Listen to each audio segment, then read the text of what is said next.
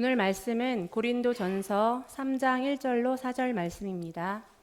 형제들아, 내가 신령한 것들을 대함과 같이 너희에게 말할 수 없어서 육신에 속한 자, 곧 그리스도 안에서 어린아이들을 대함과 같이 하노라. 내가 너희를 젖으로 먹이고 밥으로 아니하였노니 이는 너희가 감당하지 못하였음이거니와 지금도 못하리라. 너희는 아직도 육신에 속한 자로다. 너희 가운데 시기와 분쟁이 있으니 어찌 육신에 속하여 사람을 따라 행함이 아니리요.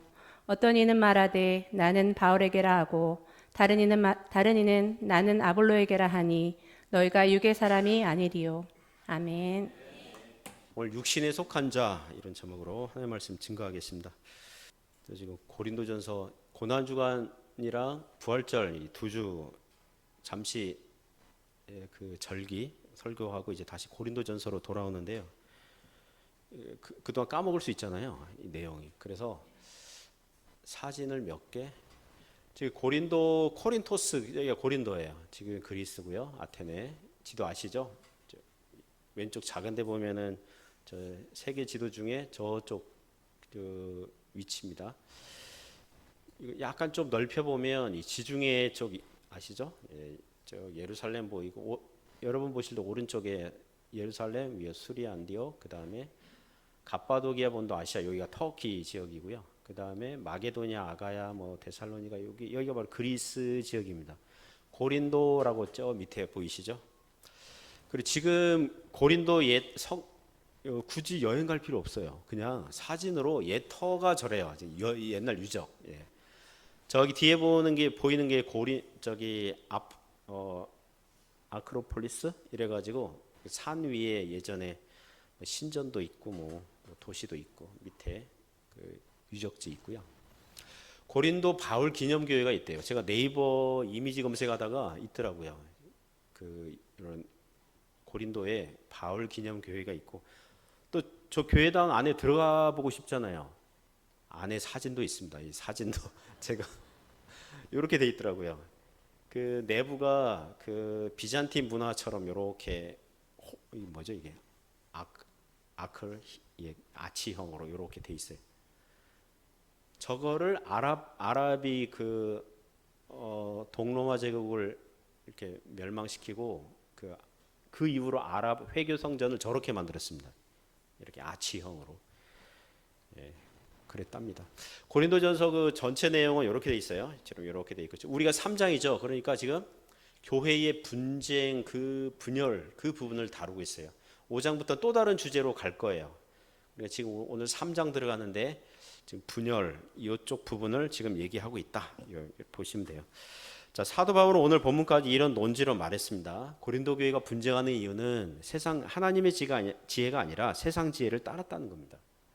하나님의 지혜는 그리스도 십자가에서 나타났고요.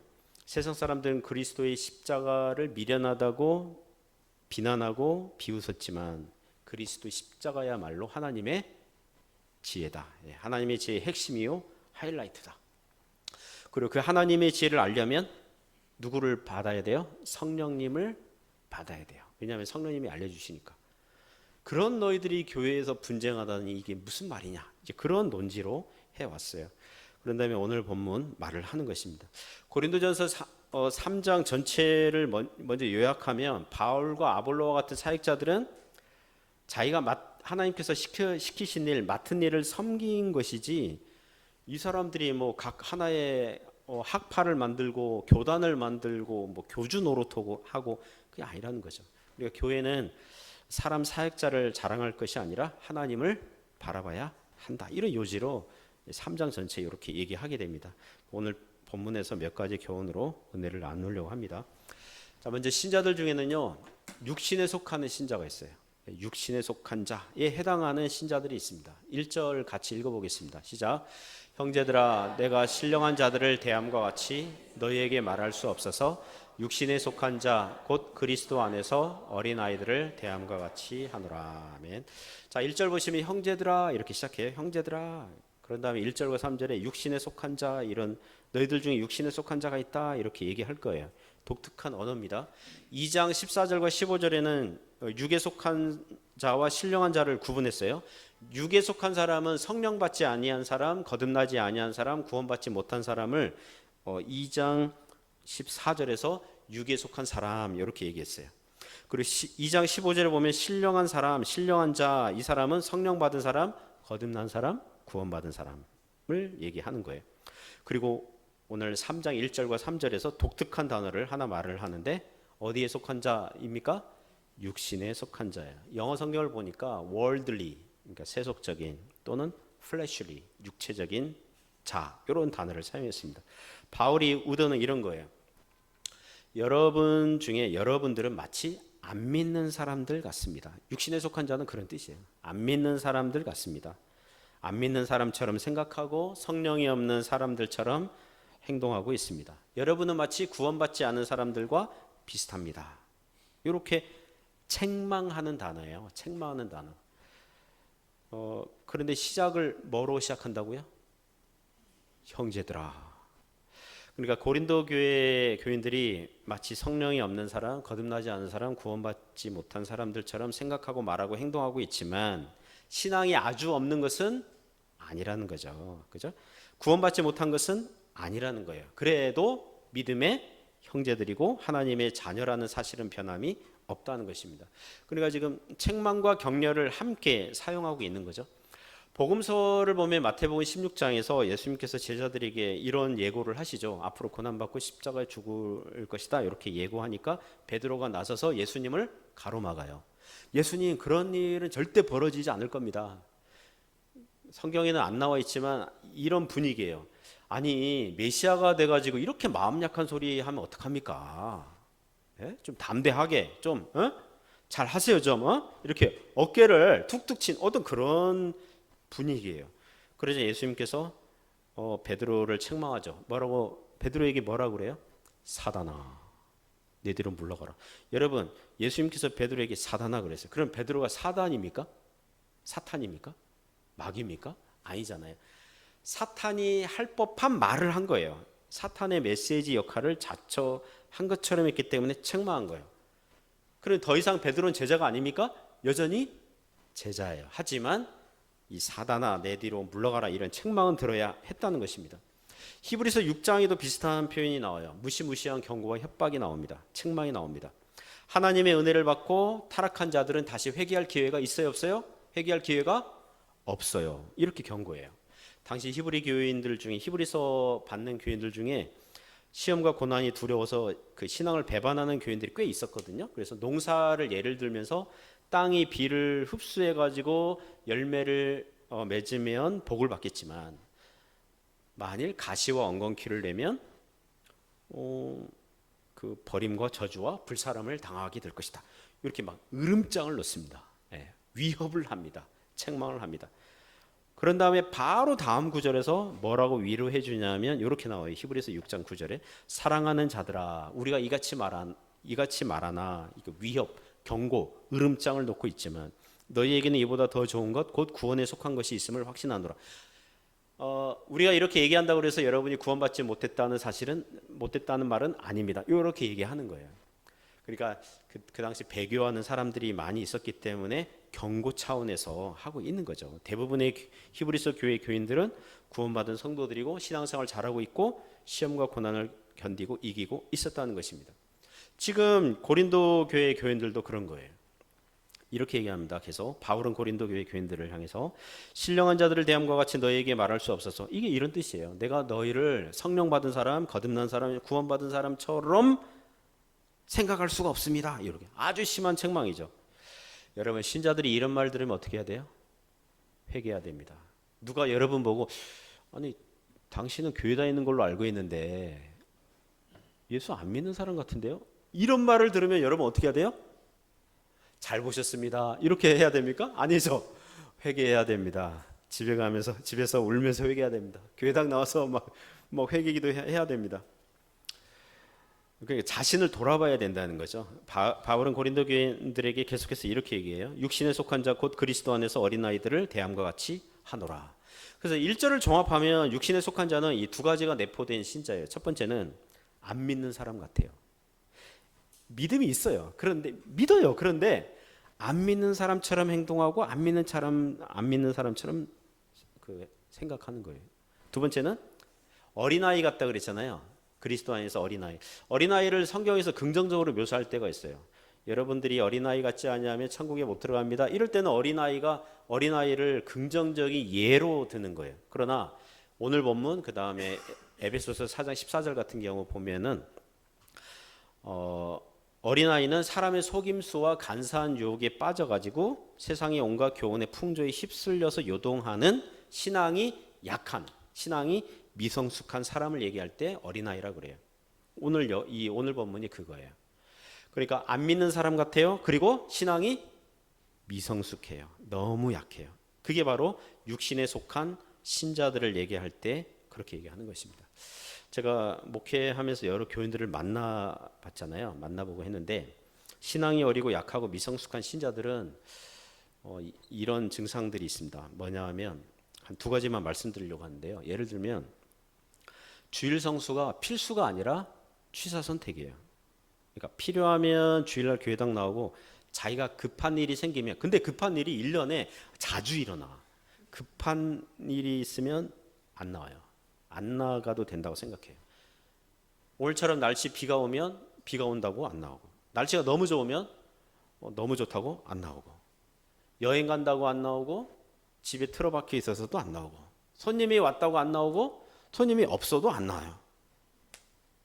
같은 교회 다니는 어느 다른 교인이 꼴 보기 싫다고 안 나오고, 목사님 설교가 마음에 안 들다고 안 나오고, 목사님은 늘 설교할 때 왜 같은 넥타이 매냐 불평해서 또 안 나오고, 그러니까 이런 이유들이 번갈아 가면서 주일 성수를 할 수도 있고 안 할 수도 있고 한 취사 선택하는 분들이 육신에 속한 신자라고 할 수 있습니다. 또 하나 더 말씀드리면 때를 따라 은혜를 받는 게 아니라 때를 따라 뭘 받아요? 어디에 빠져요?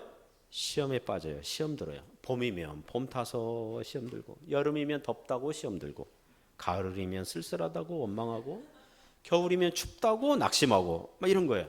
그러니까 교회에서 하는 일들이 다 마음에 안 들어요. 실은 관심이 없어요. 목사님의 설교 관심이 없어요. 마음에 안 들어요.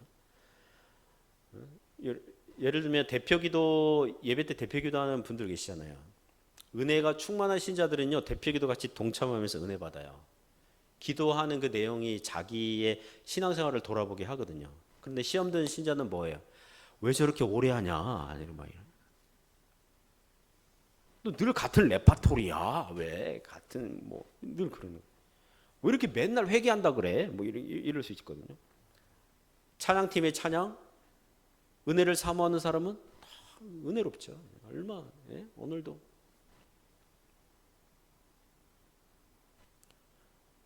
오늘 뭐 불렀죠? 박수 치면서 불렀는데? 가수. 갈릴리 마을 그거 아니에요? 갈릴리 마을. 그렇죠. 청년 때 자주 불렀던 건. 그 노래 나오면 무조건 박수 쳐야 되거든요. 물론 신앙이 건강한 신자들에게도 시험이 찾아올 때가 있어요. 하지만 곧 이겨요. 잠시 시험에 빠질 때 있어요. 하지만 그 시험을 극복하는 그 시간, 그 기간이 짧아요. 그러나 시험에 자주 빠지는 신자는 뭐예요? 시험에 자주 들고 길어요. 1년 360을 느낌상 늘 시험에 드는 것 같아요. 육신에 속한 신자가 있습니다. 자, 그럼 어떻게 해야 됩니까? 자, 2절.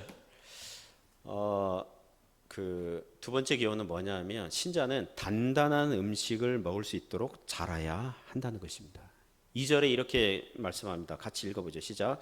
내가 너희를 젖으로 먹이고 밥으로 아니하였노니 이는 너희가 감당하지 못하였음이거니와 지금도 못하리라. 2절에서 지금 젖과 밥으로 지금 대조하고 있어요. 비교하고 있어요. 그런데 우리나라 말로는 느낌을 못 살려요. 젖과 밥. 우리는 밥 그러면 쌀이거든요. 쌀밥. 쌀밥도 소화 좋은데 그렇잖아요. 게다가 물 많이 넣으면 밥이 좀 뭐죠? 질면 또 그래서 젖으로 먹이고 밥으로 안 했다고 둘 다 그러니까 물론 밥이 좀 그런데 이걸 어떻게 생각하셔야 되냐면 우유와 고기로 생각하시면 돼요. 밀크와 미트예요.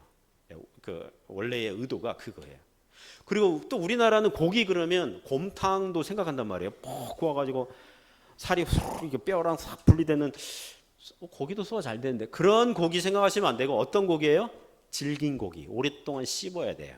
예전에 그 청해성으로 단기 선교 갔는데 거기서 염소고기를 삶아 했는데요. 한 4시간 삶아야 되는데 한 2시간인가밖에 시간이 없어서 그래서 내놓은 거예요. 그렇게 질긴 고기 처음 봤습니다. 이빨 다 나가는 줄 알았습니다. 그러니까 우유와 질긴 고기. 또 우유 그러면 우리 동양인은 이렇게 유당 소화 능력이 약해서 우유 잘 못 드시는 분들도 계실 거 아니에요. 우유도 소화하기 어려운데 그런 의도가 아니라 씹지도 않고 잘 넘어가는 부드러운 음식 이렇게 생각하시면 돼요. 밥은 고기, 질긴 고기 그렇게 생각하시면 돼요. 바울의 의도가 그거예요. 바울은 이 고린도전서 기록하기 5년 전에 고린도 지역 가서 전도할 때에 밥으로 하지 않았다. 이게 단단한 음식, 질긴 고기와 같이 하지 않고 젖, 우유, 소화하기 부드러운 교훈으로 했다는 거예요. 그렇게 한 이유는 그때의 고린도 교인들이 그것을 들을 만한 귀가 없었다는 거예요. 감당할 수가 없었다는 거예요. 어려운 교훈을 들을 준비와 자세가 안 됐다는 거예요. 그런데 문제는 뭐예요? 지금도 못하리라. 지금도 안 된다는 거예요. 지금도. 시간이 5년이나 지났는데 그때랑 지금이랑 비교해도 고린도 교회 교인들은 영적으로 전혀 잘하지 않았다는 것입니다. 그래서 이런 질문 할 수 있잖아요. 도대체 어떤 건 젖이고 어떤 건 밥입니까? 어떤 건 우유고 어떤 건 질긴 고기입니까? 기독교 교인들 중에 어떤 건 우유에 해당하고 어떤 건 질긴 고기에 해당합니까? 이렇게 질문한다면 성경학자들 책을 이렇게 좀 훑어보니까 두 가지로 얘기하더라고요. 둘 중 하나죠. 이 두 가지로 얘기하는데 첫째는 이렇게 주장하는 분들이 있어요. 바울이 고린도 교회 교인들에게 성경을 가르칠 때에 쉬운 내용만 가르쳤다는 거예요. 설교하고 강의할 때 예를 들면 창세기는 가르치지만 레위기는 어려우니까 건너뛰고 뭐 이런 식으로 여호수아 사사기 역사서는 쉬우니까 그걸 가르치고 욥기 뭐 시편 이사야 뭐 이런 선지서는 어려우니까 안 가르치고 뭐 이런 식으로 했다는 거예요. 그렇게 주장을 하는 분들이 있어요. 그런데 그 주장이 맞지 않는 건 저는 동의하지 않는데요. 고린도에서 1년 반 사역했고 나중에 에베소에서 3년을 사역하게 되는데 에베소에서 사도행전 20장 20절 보면 에베소 장로들에게 이렇게 얘기합니다. 사도 바울이 유익한 것은 무엇이든지 공중 앞에서나 각 집에서나 거리낌 없이 가르쳤다 그래요. 그러니까 바울은 에베소에서 유익한 건 다 가르쳤다는 거예요. 그런데 고린도에서는 어떤 건 가르치고 어떤 건 안 가르칠 수 없는 거예요. 사도 바울의 그 캐릭터, 그 성격상 그건 아니라는 거죠. 예, 그건 아니라는 거죠. 그죠? 그리고 여러분 고린도전서를 읽어보셨을 거 아니에요. 고린도전서 쉬워요, 어려워요? 쉽다는 분도 있고 안 읽어보셨구나. 안 읽어보셨구나. 쉬운 부분도 있고요, 어려운 부분도 있어요. 이 고린도전서 자체가 쉬운 부분도 있지만 어려운 부분도 있다고요. 그리고 서신서, 바울 서신서 자체는 서신, 편지인데 편지는 부담 없이 읽어야 하잖아요. 그런데 여러분 어때요? 부담 있게 읽어야 돼요? 부담 없이 읽어야 돼요? 부담 있게 읽어야 돼요. 있게 읽어야 된다고요. 하나의 소논문 같아요. 바울 서신서들은. 그러니까 어떤 건 성경이 어떤 건 가르치고 어떤 건 안 가르쳤다. 이거는 동의가 안 되고요. 그러면 두 번째로 이런 주장이 있습니다. 뭐냐 하면 같은 복음, 같은 기독교 진리인데 고린도 교인들에게는 쉽고 가볍게 가르쳤고 깊이 어렵게 가르치지는 않았다는 것입니다. 저는 그 의견에 동의합니다. 예를 들면 제가 어린이 청소년 부서에서 주기도문을 가르친다고 합시다. 하늘에 계신 우리 아버지요. 그 문구를 그 구절을 가르친다고 합시다. 저는 아이들에게, 어린이들에게, 청소년들에게 이렇게 가르칠 거예요. 하나님은 우리를 다스리시는 하늘에 계세요. 전지전능한 하나님이시고 우리와 언제나 함께 하세요. 아버지라 그랬으니까, 하나님을 아버지라 그랬으니까 자녀를 돌보듯 사랑하세요. 하나님은 우리와 영원히 함께 하세요. 아멘입니까? 아멘이죠. 그렇게 가르칠 거예요. 근데 어른들에게 설교할 때는 어떻게 할까요? 제가 이렇게 가르칠 겁니다. 성경의 하늘은 늘 하나님의 보좌가 있는 이 땅을 다스리는 통치 영역이에요. 그리고 하나님 우리를 다스리고 통치하신다. 그걸 알려주려고 하는 거예요. 근데 하나님은 영이시란 말이에요. 육체를 갖고 계시지 않아요. 근데 하늘에 계신대요. 하늘이라는 유한한 장소가 무한한 하나님을 품을 수는 없거든요. 근데 그렇게 말씀하는 이유가 무엇이에요? 사람들이 이해하기 쉽도록 얘기하는 거예요. 성경은 우리가 사람들이 이해하기 쉽도록 기록된 책이에요. 그리고 하나님은 아버지라고 하늘에 계시니까 우리를 초월하고 계세요. 멀리 계세요. 높이 계세요. 근데 우리 아버지라고 그랬으니까 우리와 함께 하세요. 그러니까 초월성과 내재성이 같이 계세요. 아멘입니까? 같은 거죠. 근데 어때요? 전자는 좀 쉽죠? 그 후자는 어때요? 뭔가 생각해야 돼. 초월 뭐야? 뭐 생각해야 된다고요. 그러니까 마치 그와 같은 거죠. 같은 교훈인데 고린도 교인들에게는 좀 쉽게 가볍게 했다는 거예요. 왜 그래요? 고린도 교회 교인들이 들을 귀가 없어요. 어려운 거는 감당하지 못하는 거예요. 깊고 어려운 교훈들을 듣기 힘들어하는 거예요. 히브리서 5장 11절에서 14절에 보면 비슷한 구절이 있어요. 히브리서를 쓰는 그 저자가 쓰다가 예수님은 멜기세덱 계열의 대제사장으로 오셨습니다 하다가 히브리서 교회를 생각하니까 이거를 그대로 진도 나가기 어려운 거예요. 왜냐하면 너무 어려운 거예요. 그래서 이런 내용이 있습니다. 여러분이 믿은 지 오래되었는데 단단한 음식을 못 먹고 젖이나 먹는 부드러운 우유나 먹는 그런 자들입니다. 단단한 음식을 먹을 줄 알아야 됩니다. 이렇게 어렵고 깊은 교훈도 들을 줄 알아야 됩니다. 이렇게 쓰는 장면이 있거든요. 그러므로 사랑하는 성도 여러분, 여러분이 성경 말씀 대하고 읽고 설교를 들을 때에 성경 말씀이 선명하면요, 여러분의 신앙생활도 선명하게 되는 줄 믿습니다. 그러나 성경 말씀이 희미하잖아요. 이게 도대체 무슨 뜻이야 이게? 그러면요, 하나님 뜻이 희미하고요, 내가 그 말씀에 순종해야 되는데 내 순종도 희미하고요, 그리고 확신도 희미하게 돼요. 그러면 신앙생활에 기쁨이 없습니다. 왜냐하면 내가 하나님의 뜻을 행하고 있는 건지 안 행하고 있는 건지 확신이 없으니까, 선명하지 않으니까. 그러니까 여러분, 성령 충만한다, 믿음 충만한다 그러면 성경 말씀을 선명하게 아시기를 축복합니다.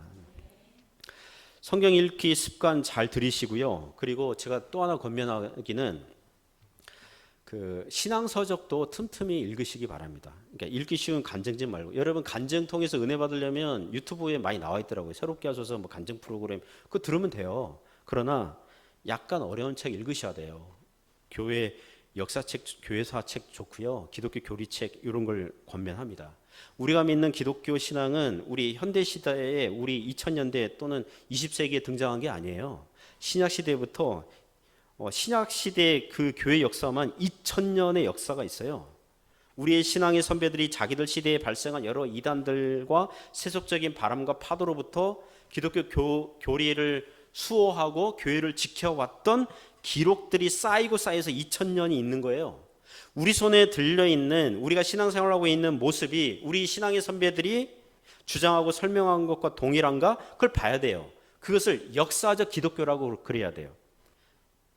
만약에 당장 그런 일은 없지만 아브라함이랑 모세랑 베드로랑 바울이랑 교회사 속에서 있었던 어거스틴, 칼빈, 루터 이런 사람들이랑 우리랑 이렇게 만난다.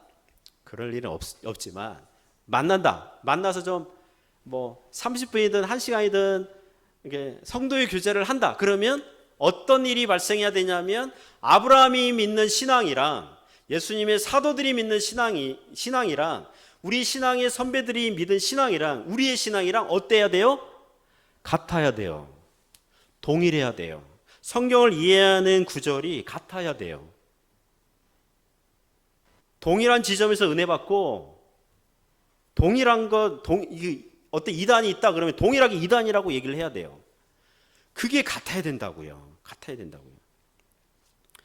좀 오늘날 위험한 건 아니고 좀 안타까운, 좀 아쉬운 목사는 주석책이나 교리책, 교회 역사에 대한 이해 없이 큐티식으로 주관적으로 그냥 자기가 은혜 받은 거 여기서 조금 저기서 조금 짜집게 해서 설교하는 좀 주의하셔야 돼요. 주의하셔야 돼요. 물론 그렇게 가르치고 설교에 은혜가 있을 수 있어요. 그러나 자기가 깨달은 것, 자기가 경험하고 느낀 것만을 말한다면 신앙의 선배들이 주장한 것과 비교를 하고 검증을 하고 확인 절차 없이 내가 성경 읽어서 은혜 받았으니까 이거야 라고 한다면 그거 좀 주의해야 돼요.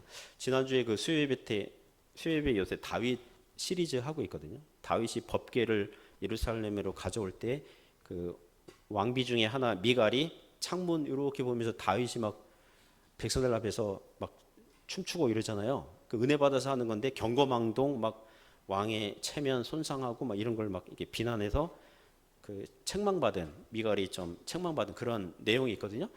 제가 이렇게 어떤 분들 이렇게 해설했나 이렇게 책들을 보는데 이런 분이 있더라고요. 미갈이 마치 현대의 고난받는 여성의 대표자로서 막 그러니까 다윗을 무슨 여성 혐오주의자 뭐 이런 식으로 그렇게 쓴 사람도 있더라고요. 그래서 제가 그걸 보면서 어떤 생각이냐면 소설 쓰고 있네, 소설 쓰고 있어. 우리 신앙의 선배들은 그렇게 얘기 안 했는데. 제가 종종 사용했던 예화인데요. 제 대학 친구에게 미안합니다. 왜냐하면 종종 그 친구에 계속 그 소환을 해가지고 대학 때 제 친구가 그 약속이 그걸 잡아가지고 그 약속 장소 가려고 했는데 가기 싫은 거예요. 갈등이 돼서 그래서 너무 갈등이 돼서 가고 싶진 않고 또 약속은 했고 가야 될 것 같고 그때는 뭐 휴대폰 이런 거 없잖아요. 그래서 그러면 하나님의 뜻을 알아야겠다 그러면서 친구와의 약속을 지켜라, 친구를 만나라 이런 성경을 딱 펴서 읽다가 친구와의 약속을 지켜라, 만나라, 친구에게 가라 뭐 이런 구절이 있으면 가고 그게 없으면 안 가겠다 그러면서 딱 기도하더니 딱 폈어요. 나중에 보니까 복음서를 폈더라고요. 복음서. 여러분 성경에서 대충 펴면요 그 두세 가지 중에 하나예요. 이사야서 아니면 시편 아니면 복음서예요. 왜냐하면 분량이 많거든요. 이렇게 딱 펴가지고 있는데 지금은 예수께서 이르시되 예수께서 말씀하시되 이렇게 번역되어 있는데 예전에는 예수께서 가라사대가 있었어요. 성경 읽다가 가야겠다는 거예요. 왜 어디 성경 어디 나왔니? 그래 바로 옆에서 그랬거든요. 봐봐 이거 봐. 그래서 예수께서 가라 사대 가라고 하잖아. 그래가지고 그 친구한테 계속 미안하네 계속 얘기해가지고 그런 식으로 성경 읽으면 안 된다고요. 그런 식으로 읽으면 안 돼. 순진하고 순수한 것 같은데 이단에 빠지기 쉬운 무지한데 고집까지 세면 더 큰 문제가 발생할 그런 거예요. 사랑하는 성도 여러분, 신앙의 단단한 음식을 먹을 수 있길 바랍니다. 성경 공부반에도 참석하시고요. 아침 경건에 종종 들어오시고요. 수요예배 주일 설교 잘 따라오시고요. 금요일 아침에는 웨스트민스터 신학업에서 조금씩 보고 있잖아요. 잘 따라오시기 바랍니다. 그리고 은혜 받는 자리를 사모하시기 바랍니다. 주의 말씀 위에 든든히 서갈 수 있기를 주님의 이름으로 축복합니다. 세 번째 교훈은 육신에 속한 증상은 시기와 분쟁이라는 것입니다. 3절 4절에 이렇게 말씀하고 있습니다. 같이 읽어요. 시작. 너희는 아직도 육신에 속한 자로다. 너희 가운데 시기와 분쟁이 있으니 어찌 육신에 속하여 사람을 따라 행함이 아니리요. 어떤 이는 말하되 나는 바울에게라 하고 다른 이는 나는 아볼로에게라 하니 너희가 육의 사람이 아니리요. 아멘. 3절에 보면 너희는 육신에 속한 자로다 이런 뜻입니다. 여러분들은 흡사 믿지 않는 사람들 같군요. 이런 책망이에요. 그 이유가 뭐예요? 너희 가운데 뭐가 있어요? 시기와 분쟁이 있으니. 시기 내면의 어떤 동기와 같은 거죠. 시기 질투 내면에서 발생하는 거잖아요. 분쟁 외적으로 이게 표현되는 거죠. 열매로서 발생되는 거죠. 어찌 육신에 속하여 사람을 따라 이거는 세속적인 기준에 따라 행함이 아니리요. 믿는 신자들인데 시기와 분쟁으로 신앙생활을 하고 있으니 성령을 따라 행하는 게 아니라 세속적인 기준, 사람을 따라, 세상을 따라, 육신을 따라 행하는 것과 같습니다. 이렇게 책망하고 있는 거죠. 그 이유가 뭡니까? 무엇으로 나타나요? 분쟁이 4절에 보면 어떤 이는 말하되 나는 누구에게요? 바울에게라 하고 다른 이는 나는 아볼로에게라 하니 너희가 육의 사람이 아니려. 나는 바울에게라 나는 아볼로에게라 이게요. 우리는 성경 읽을 때에 뭐 바울을 좋아했나 보다. 근데 좀 선을 넘었어요. 무슨 뜻이냐면 바울을 자신의 교주로 아볼로를 교주로 신앙의 주인으로 바울 아니면 다른 사람의 말을 듣지 않는, 아볼로 아니면 다른 사도나 다른 성경 교사의 말을 듣지 아니하려는 어떤 교만, 아집, 독선, 그거예요. 그걸 얘기하는 것입니다. 그러니까 이렇게 교회 안에서 이렇게 파가 나누어져 있으니 어찌 육의 사람이 아니리, 어찌 마치 신앙의 탈을 쓴 불신자들과 같습니다. 이렇게 얘기하는 거죠. 다음 주 본문에서도 더 자세하게 말씀드리겠지만, 신자는 사람들을 지나치게 높여서는 안 됩니다. 적당한 존경은 좋아요. 그러나 자기가 존경하는 분이 하는 말이라면 덮어놓고 다 믿고 따르겠다는 방식은 안 돼요. 한국 교회에 보면 장로교가 약 80% 좌우될 거예요. 그 다음에 감리교, 순복음, 성결교, 침례교 이런 순위 될 거예요. 우리 성도님들도 다양한 교단 배경에서 오셨어요. 한국 교회 교단들이 다양하지만 하나로 설명할 수 있는 단어 하나가 있어요. 약간 비판하는 용어인데요. 땡땡교, 뭐라 그럴까요? 이건 그냥 상식 퀴즈예요. 예. 교계에서만 통용되는 땡땡교, 뭘까요? 장로교, 뭐라고요? 한국 교회를 좀 비판하는, 목사를 지나치게 높이는 현상에 대해서 좀 비판하는 말로써 뭐라 그래요? 목사교예요. 목사교 그러면 한국 교회 이렇게 생각하시면 돼요. 많은 한국 교회에서요, 목사님이 무조건 최고라고 여기는 어떤 분위기가 팽배해요. 한국 교회를 비판할 때 사실 저도 자유롭지 못하죠. 다른 교회 잘못하는데 나는 잘한다, 나는 다르다, 이렇게 교만하게 비춰줄 수 있잖아요. 그죠? 그러니까 저와 우리 교회도 같은 한국 교회들 중에 하나로서 깊이 생각해 봐야 한다는 것입니다.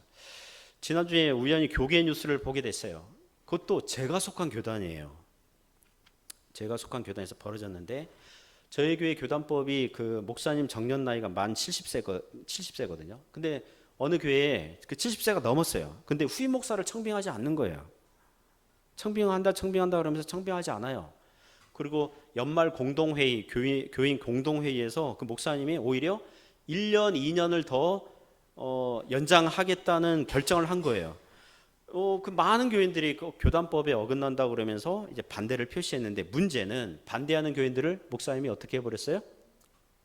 교회당 출입 금지, 그 조치를 취해버렸어요. 그러니까 하여튼 교계 그 신문 거기로 보면 재직들이 한 120, 130명인가 그런데 100명을 출입 금지 시켜버린 거예요. 거의 뭐 4분의 3, 3분의 2를 출입금지 시킨 거예요. 그래서 그 목사님 변론이 뭐냐면, 자기가 그 교회에서 40년간 목회하고 있었는데 지금까지 반대하는 교인들이 한 번도 없었는데 감히 반대했다는 거예요. 제가 그 교회 실정 잘 몰라요. 그 교회에 뭐 가본 적도 없어요. 그런데 안 가봐도 그 교회 분위기가 어떤지 알겠어요. 권위주의, 경직주의, 기독교로 무장한 유교식 문화가 가득할 거예요. 여러분, 목사는 완전 무결한 사람이 아니에요. 목사의 생각과 결정이 교회에서 가장 완전하고 훌륭한 생각과 반드시 그러지는 않을 수 있어요. 제가 단임 목회 초창기에, 하여튼 초반에, 그때 운영위원회 체제였거든요. 제가 어떤 일로 이제 운영위원회 안건을 위해서 열심히 기도할 거 아니에요. 기도하고 또 운영위원들을 이제 설득하고, 설득할 멘트도 다 준비해서 운영위원회를 했어요. 제가 안건으로 내놨어요. 제가 몇 주간 기도하고 그 설득할 그 시나리오도 다 짜고 이렇게 내놨어요. 운영위원들은 그 일에 대해서 기도해 본 적도 없어요. 그 자리에서 처음 들어요. 근데 어때요? 반대예요. 내가 심혈을 기울여서 기도하고 지혜를 모으고 준비한 안건을 감히 운영위원들은 반대하는 거예요. 제가 그 주중에 며칠 동안 화가 나고 밥 먹으면 소화가 안 되고, 그때 알았어요. 제가 아내가 가끔 저한테 그러거든요. 이 밴댕이 소갈딱지. 그게 내가 어떤 뜻인지 알겠어요. 근데 내가 제가 막 기분 나쁜 거죠. 나의 영적이고 지혜롭고 이 믿음의 의견을 감히 나보다 믿음도 없어 보이는 운영위원들이 반대를 하다니. 이게 나를 거부한 거고, 교회를 향하는 하나님의 뜻에 불순종하는 거고, 초반에 그랬다고요. 목회 초반에 그랬다고요. 과격하게 생각했다고요. 지금 목회 짬밥이 20년째잖아요. 그 즈음에 집에서 어떤 일로 부부싸움을 하게 됐어요. 말다툼한 거예요. 아내랑 의견이 안 맞아서 잠깐 고성이 오고 가고 그랬어요. 그러면서 깨닫게 된 것은 내가 가장 사랑하는 아내와도 가끔 의견이 안 맞고 다투는데 교인들과 의견이 안 맞는 것은 어쩌면 자연스러운 현상이 아닐까. 아무도 아멘 안 하시네요. 예. 그래서 다음부터 어떻게 생각하기로 했냐면 내가 기도하고 내가 지혜를 짜서 준비한 안건이 반드시 가장 훌륭한 안건이 아닐 수 있다는 거예요. 교인들의 반대도 하나님의 뜻일 수 있다는 거예요. 내 뜻만 하나님의 뜻이 아니라는 거예요. 그리고 적당한 때라는 게 있잖아요. 하나님의 때가 있잖아요. 모든 일들이 적당한 때와 기한이 있잖아요. 무엇입니까? 자기 자존심을 양보하면 될 일이에요. 그리고 우리 교인들이 신앙도 성숙하고 상식하고 합리적이어서 그리고 제 의견에 회의를 하면 한 8, 90%는 들어줘요. 10%, 20%는 뭐 잘리지만 그래도 8, 90%는 들어준다고요. 만약 교인들이 반대하면 어떻게 생각해야 돼요? 내 의견, 목사의 의견이 오죽 아니었으면 그랬겠냐. 모두가 평안한 거죠. 여러분 자존심 내세우는 이유가 무엇입니까? 시기와 분쟁이에요. 시기와 분쟁이 신자들에게 도사리고 있는 거예요. 왜 있어요? 내가 우월하다는 것을 증명하고 싶은 거예요. 고린도 교인들 중에서 내가 얼마나 우월한 사람인지를 드러내기 위해서 사도 바울과 같은 분을 알아보고 따르는 걸 보면 알 수 있지 않겠냐. 내가 아볼로를 나의 신앙의 주인으로 교주처럼 떠받드는 이유는 그분이 가장 내가 이 우월하고 다른 사람과 비교해서 탁월한 사람이기 때문에 내가 그런 안목이 있기 때문에 내가 사람을 알아보고 이런 시기와 분쟁이 있는 겁니다. 사랑하는 성도 여러분, 여러분이 진리를 알게 되었다면 성경 말씀 어떤 부분을 깨닫게 됐다면 다른 사람은 깨닫지 못하고 있는데 내가 깨닫게 되었다면 자기가 깨닫게 됐다면 기독교 진리를 더 잘 이해하고 있다면 여러분이 얼마나 탁월하고 잘난 사람이란 게 증명되는 게 아니라 하나님께서 얼마나 은혜가 많으신지를 얼마나 우리의 부족한 영혼을 불쌍히 여기시는지가 드러나는 것인 줄 믿습니다. 우리가 늘 언제나 은혜를 받으며 진리를 알게 되었다면 성경 교훈의 감동 감화를 받고 있다면 그것은 우리가 잘나서가 아니라 우리를 사랑하시고 우리에게 은혜를 베푸시는 그 크신 하나님의 사랑 덕분인 줄 믿습니다. 우리가 먼저 알고 배우고 익힌 것이 있다면 뭐 하라는 겁니까? 믿음의 형제 자매들에게 나누라는 거예요. 왜냐하면 우리도 그러한 은혜를 받았기 때문에. 저도 설교 준비하면서 여러 주석책들을 보거든요. 되게 겸손하게 돼요. 우리 신앙의 선배들은 어떤 목사님은 자기는 주석 안 본대요. 동기 목사님 한 분이 자기는 다 묵상하고 그동안 신학교 때 배웠고 그게 딱 축적돼 있으니까 안 보고 한대요. 말로는 안 했지만 저 교만한 이런 생각했는데 주석책 볼 때마다 겸손해져요. 정말 감사하다. 이러한 은혜를 먼저 깨닫고 책으로 남겨주었기 때문에 후배들이 이걸 보면서 더 하나님께 가까이 나아가고 은혜를 사모하게 되는구나. 그렇게 되는 거예요. 시기와 분쟁이 교만이 끼어들 여지가 없도록 만들어야 됩니다. 하나님의 은혜가 있기 때문에. 그러므로 사랑하는 성도 여러분 신앙이 잘하시기 바랍니다. 성경의 단단한 음식도 드시고요. 그리하여 시기와 분쟁이 아니라 육신에 속한 자의 생각과 말과 행동이 아니라 신앙이 건강하고 성숙한 자로서 섬길 수 있기를 주님의 이름으로 축복합니다.